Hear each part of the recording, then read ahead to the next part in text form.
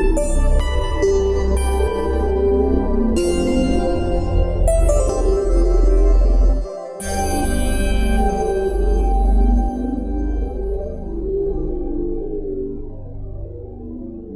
talk about the fight and overcoming schizophrenia. You said it was one of the most difficult battles. Yes. For you. How did you do that?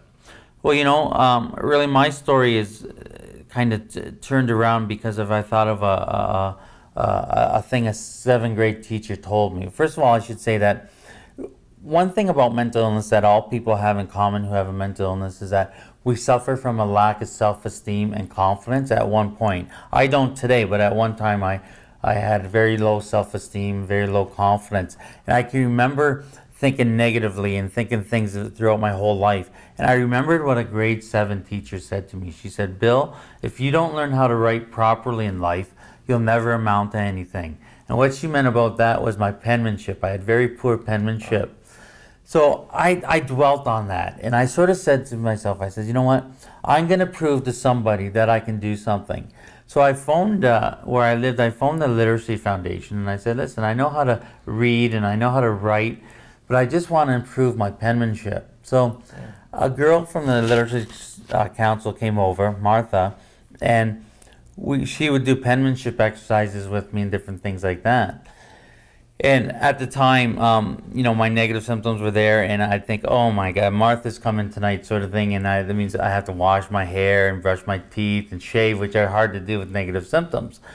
But Martha would come over, and really at that time I lost all my friends, and I had no social network or anything. But Martha took an interest in me, and she ended up driving me to going to school, invited me to take a course at the college. So I took a photography course and things like that, and I got to befriend Martha.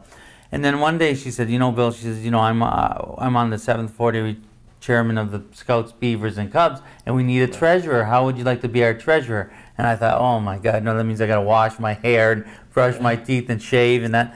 But you know what? I accepted that, and I went and I met Martha's family. I met her husband. I met her children. I started playing racquetball with Peter and squash and that. And what it did is I met a whole new group of friends who accepted me for who I was, not what I had. And that was really the main thing, is that, you know, I was stable, my medication was working, I wasn't in a psychosis, I was totally in the reality, but I was dealing with the negative symptoms. But getting my social networking, getting people back into my life was a real turning point.